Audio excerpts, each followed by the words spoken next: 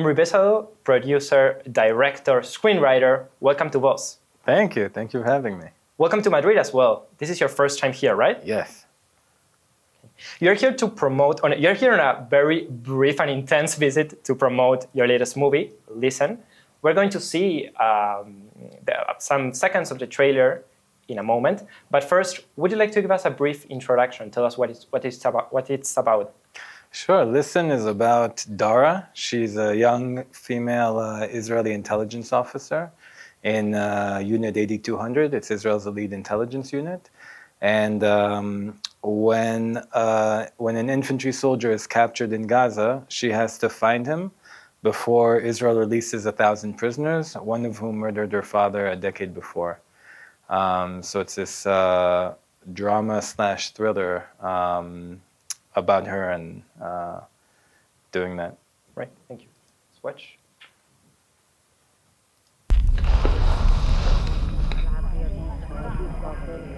I put on the headphones and I listen. I really listen to these men who believe in god-awful ideologies. Suicide bomber. And to women and children who love and are loved by these men. Promise you it gets easier. So you wrote, produced, and directed this movie. So I imagine years and years of hard work. How many? 3, 4? I started writing it in 2015. Oh, okay. So even more. Yeah, 10 years. Many years of hard work Yeah. finally displayed on the big screen. We're going to talk about that later on. But first, I would like you to take us back to the root of the story, to that first conversation at NYU that lit the spark of Listen. Yeah, I was at NYU. I met a fellow Israeli film student, and she had served in this unit. And I was talking to her. I was trying to write something. I was also majoring in journalism. I was trying to write something about the effect that killing has on a person, but how distance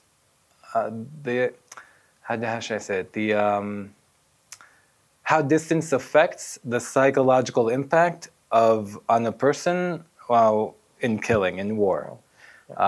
Because I think that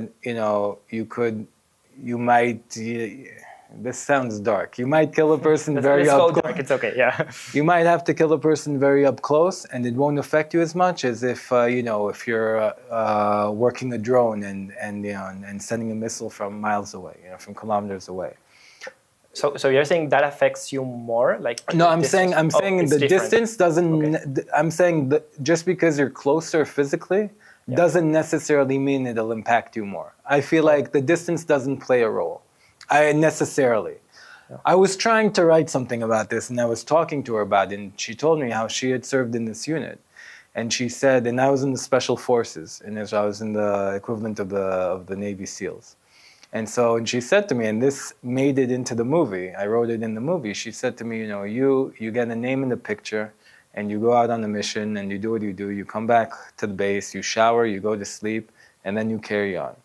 And she said, but I'm the one who listened to him for 6 months, and you did what you did based on my intelligence. And I'm the one who has to keep listening to him, to his family for 6 months after he's gone.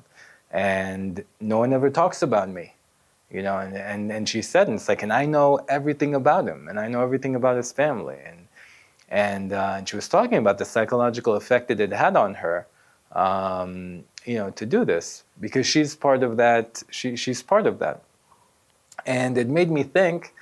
When I was in the military, we had before missions, we used to play the headlines game, and the headlines game was before the mission. Everyone says what their headline will be the next morning if they're killed, and whoever has the best headline, he's the one who's going to go that night. Okay.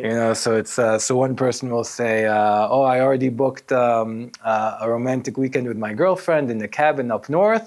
So the headline will be, "Planned a romantic weekend with his girlfriend, was killed instead. Surprised her with a funeral instead." We'd make up these headlines, and then she told me that on her base they had a wall of obituaries, and when one of their targets was eliminated, then they would write this mock obituary, we regret to inform of the untimely death of whoever. And they'd put it up, and that's also in the movie. And it made me realize that, these are black humor games, right? The headline games is black humor that you use to deal with this uncertainty and with this, with something that can be, in the end, very traumatic. Mm-hmm. And I realized that you can be a 24-year-old commando, and you can also be a 19-year-old girl in a base in Tel Aviv. But they both need that black humor game to deal with what they're going through. For us, it was the headlines game, and for them, it was the obituaries. And so it really made me think about the psychological effect the psychological effect on soldiers in this unit. And she said, no one really tells these stories. So we have all these movies about the commandos, American Sniper, and all these movies. And we don't have that many movies about, about intelligence and not just like intelligence of, CIA and this and that, but really they're these very young people and also very young females that we don't really hear about. So that was the idea behind it. Yeah.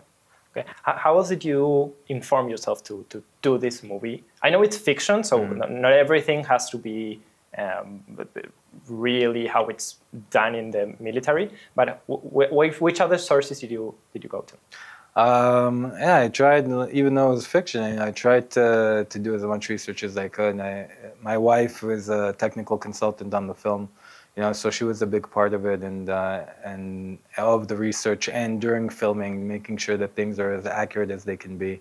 And really it was mostly talking to a lot of people who served there and letting them read the script and seeing, what I can be accurate with, what I need to take certain liberties with.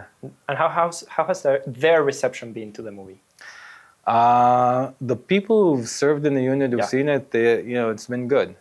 I've been I really want to do a screening of the film for the unit. So I'm working to do that in Israel, because that I think would be very interesting to see what their thoughts would be. I think anyone who sees it in the context of it being a movie and obviously not a documentary, but I feel like the feeling of it is true,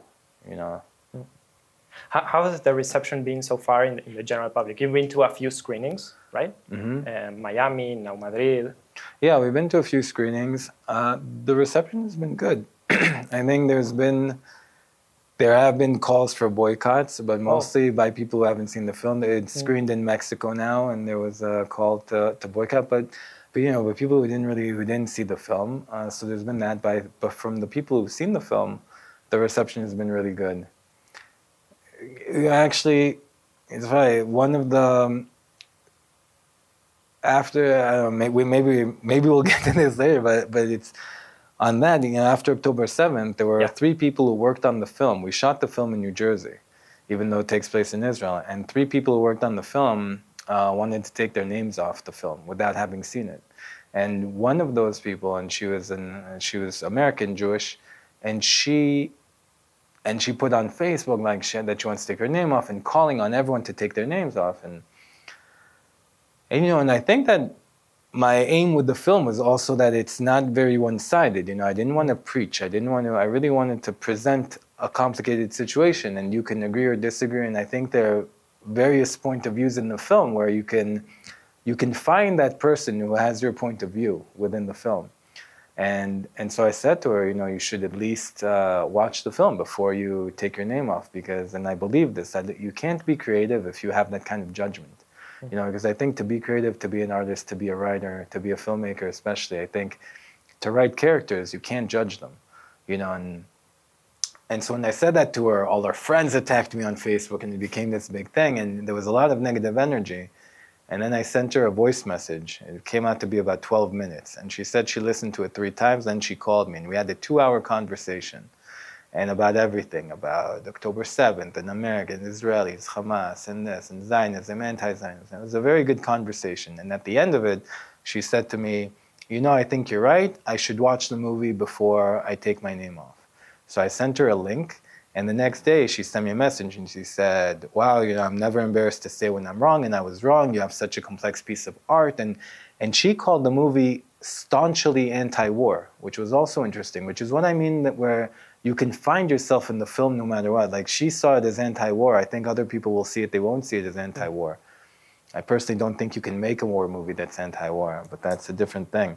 But, you know, and it just went to, I'll just say, it just went to show that her first reaction was to boycott, but when she saw the film, you know, she didn't want to take her name off, and she said, wow, it's complex. So I think, so far, people who've seen the film have received it very well, but I think the problem is that a lot of people might not want to watch it because of the subject matter and because people are quick to judge before seeing it. Right. Why was it so important for you that she changed her mind and she did not scrap her name off the movie?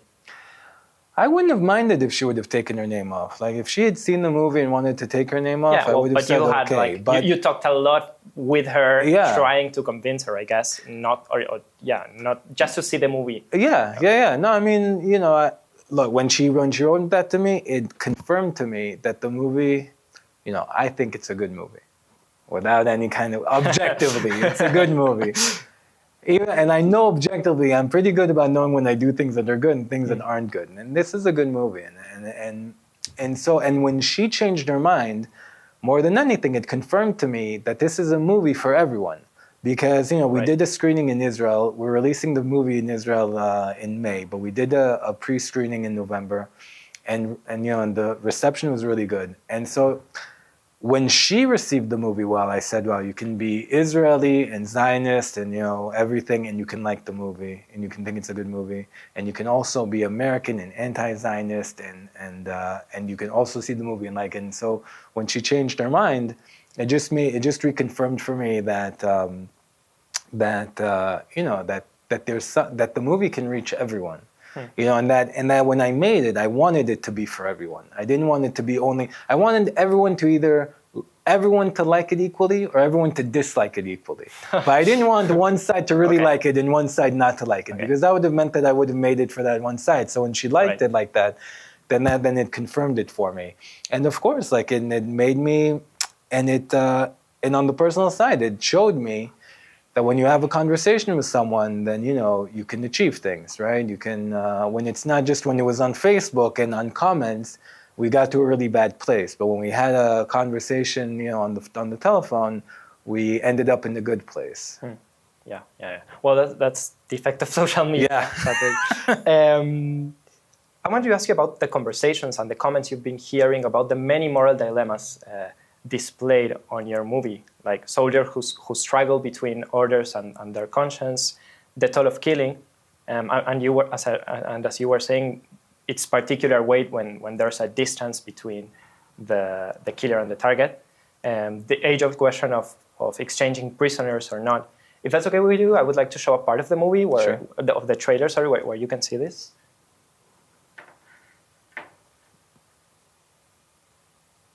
Get it right.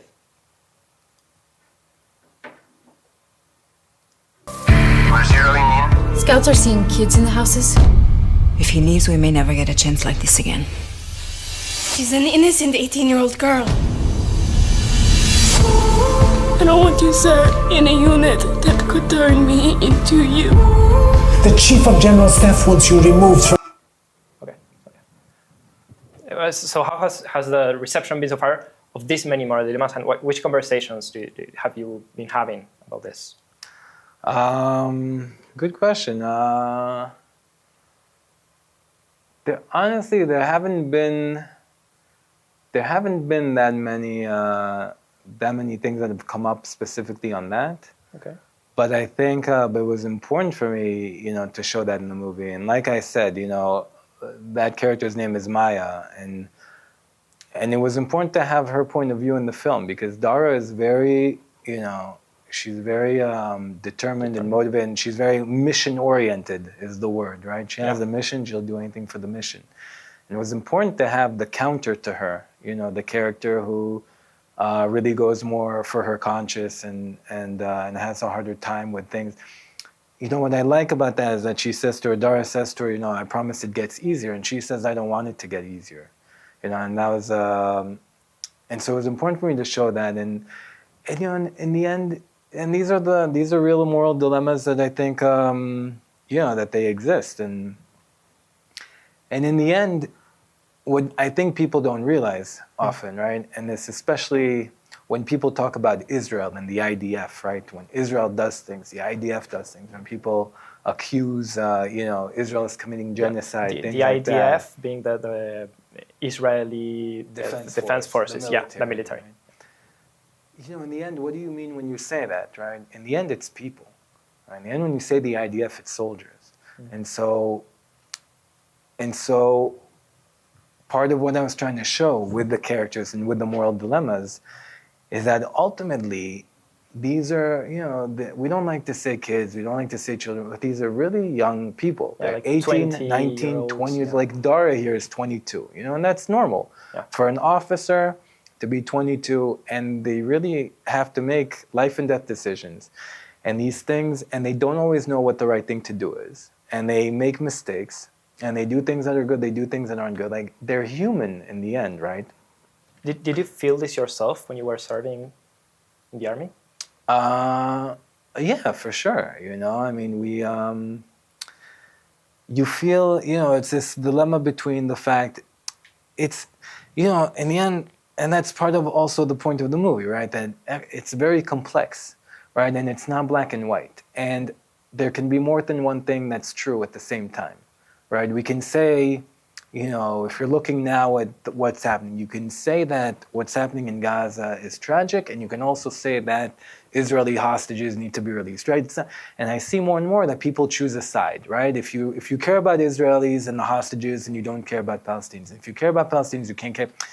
And what I was trying to show you is that in something that's so complex, first of all, that you can, you don't have to choose a side. Everyone deserves advocacy. Everyone deserves a side. You don't necessarily have to choose. And so when I was in the military, there was always,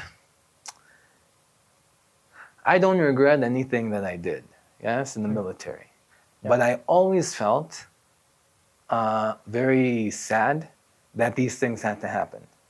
And there were times when I had to do things when either the person in front of me was going to come out alive or I was going to come out alive. And I never regretted being alive, and I never regretted, winning, right? Winning. But there was always a certain sadness that everything in my life, where I was born and how I was raised and the country I'm in and the military I'm in, everything led me to this one moment. And him on the other side, where he was born and how he came to be, everything led him also to that same moment. And that's the moment where we met. And so I always felt the sadness that, that's where our lives brought us to. And I think you can feel that sadness without feeling regret and without feeling bad about what you do, because there's certain things that need to be done. And there's a saying, if I don't do it, who'll do it, right? Because if we all think that someone else can do it, then nobody will go and do these things. So I always felt that as a soldier, and I always felt that heaviness. And I went to the military not wanting to kill anyone, not wanting to be killed, but knowing that both were I don't know if likely, but certainly possible. And it's not an easy thing. It's not an easy thing to be 18 and in that situation, to be 20 in that situation. I was there until I was 24. And you see these and you're in these dilemmas all the time, especially when dealing with the civilian population, and especially when you have an enemy that's using civilian population. And, and I always felt in my service, I always felt that the Palestinian people were they eat the bad end of the stick, right? They're the ones who ultimately would suffer through all of this, and that was always very hard. But on the other hand, we fight a war that's very close to home. I think if you look at the American military, for instance, I always see it. If I had to fight a war that's not on your land and so far away, I think is a lot harder. When we're fighting a war that's very on our home, and when we stop a terrorist, we might be stopping a terror attack that could kill a family member. It all feels very immediate. So there's always this that's part of that moral dilemma where you're doing things that you believe in, you're doing things that really are keeping your country safe, and in the meantime, you're doing things that you don't necessarily want to be doing and things that are hurting other people. And, but that's just the reality of where you live. And it's like any other conflict and like any other war, and almost like any other soldier that goes through these things.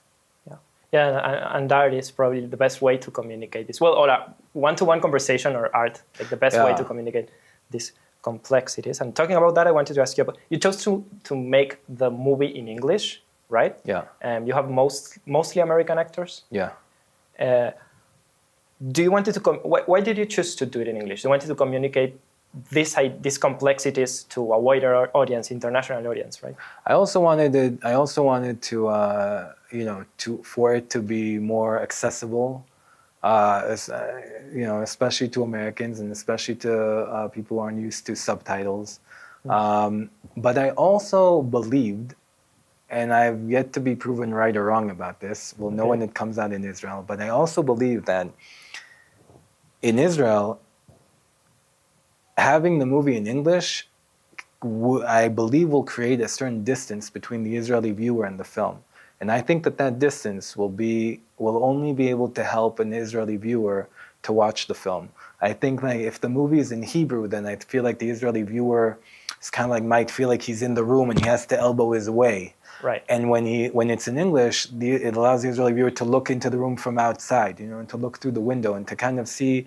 It's almost to be able to show an Israeli audience the Israeli reality, but from an outside perspective, which I think is different for an Israeli audience and different from what Israeli films have done. I hope. I don't know. They might see it and, that might not be the experience.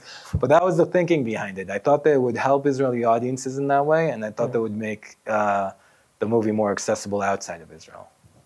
I think you've answered this question a little bit already, but let's talk about the timing of the movie. You started the movie well before October 7th, well before the war.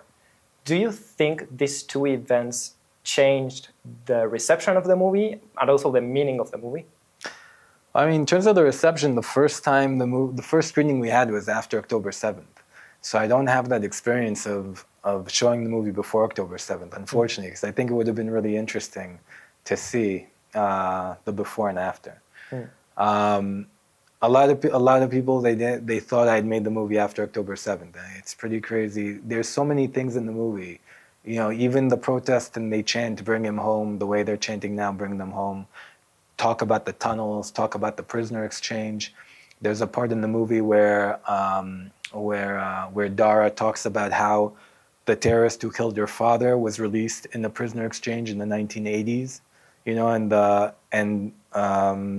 the terrorist responsible for October 7th, he was released in the prisoner exchange in 2011. There were all these parallels that were, I don't know, more than coincidental. It was kind of creepy even, Yeah, you predicted the future, yeah.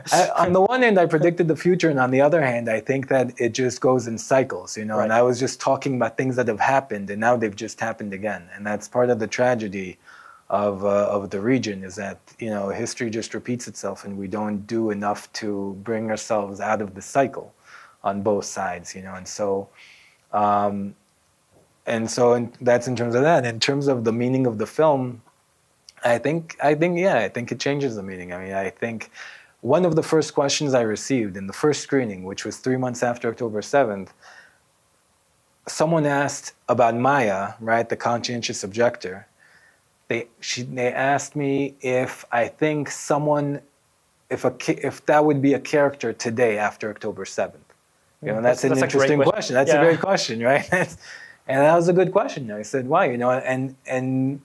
And my answer was, I don't think so. Right after October 7th, the first 6 months after October 7th, I think there wasn't really a question of whether we should be doing or not be doing. And, there was this urgency of, it really felt like for the first time in a very long time, like we were in a war for survival. But now it's been a year since then. And I think to myself, today would that character be? And I think yes. Like I think maybe like a year and a half into the war, that character would resurface, right? And that moral dilemma, that question would resurface again. And so it's interesting thinking about the movie in the post-October 7 world. Finally, we're going to change the tone completely, and we're going to change the subject. But finally, I wanted to ask you about the range of your work, because you've worked in huge productions, in smaller ones. You treated really controversial, complex, serious subjects like the war. We've been talking about this. But also you make comedies.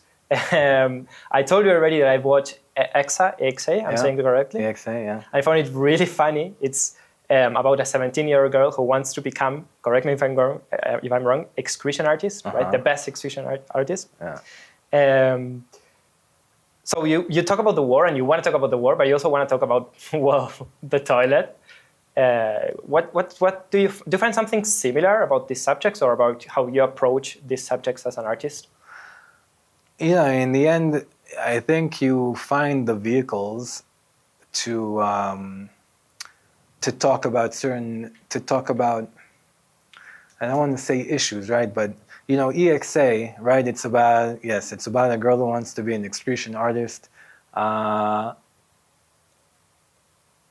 it's also about her father, who almost became the best execution artist, but he fell short, and he pushes her. And it's about her brother, who got out of it, and really is about family. The movie is about family. The movie, it's like a sports movie, right? Yeah. But with shit instead of sport. I was thinking about that. You could change excretion to swimming or running, and it's just it's the same thing. Exactly. And the point of doing it, like making it about excretion and about shit, is because it just made it a more funny way of doing it, and just like it's a different approach and a different entry point, right? Right. And I think with and by the way, and it's all about relationships. Like that film is about relationships. And I think that this movie, I think every movie ultimately is about relationships. I think you can't have a movie without a relationship. Even movies that are just one person, if you see All Is Lost, right, with Robert Wright, it's just one person on a boat, but that's his relationship with himself. You have to have something. And so, EXA was about the family relationship. And here, in Listen, Dara's direct commander, is like a father figure to her. And even there, it's all about the relationships. Because Maya being a conscientious objector and Dara being so mission-oriented, they don't meet each other unless Dara and Maya meet each other, right? And so it's about their relationship. And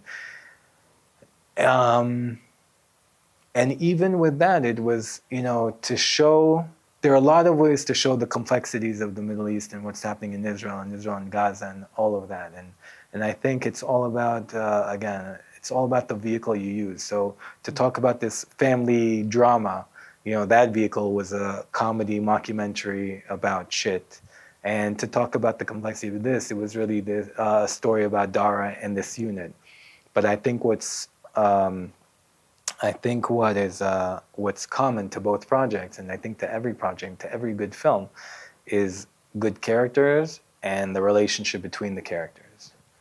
And I think that, by the way, that what film at its best, and this goes back to what I was saying before, right, about showing complexities and showing that, the IDF is people, but what film does best is it humanizes, right? Yeah. And we humanize, and we don't only humanize villains, right? We humanize heroes. Like when we humanize villains, we show the good parts of them, right? I always think about, in Schindler's List, Amon Goth, Ralph Fiennes' character, there's a scene between him and Helena, the Jew that he has in his house, right, where he's in love with her, right? And you show that this monster, he fell in love with someone Jewish, right?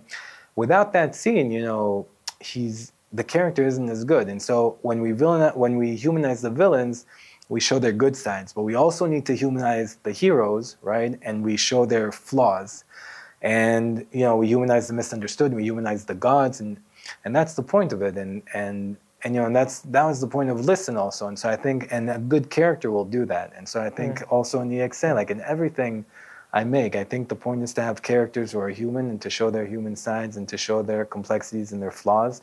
And if you have that, and if you have good relationships between them, then through those relationships you can really say anything.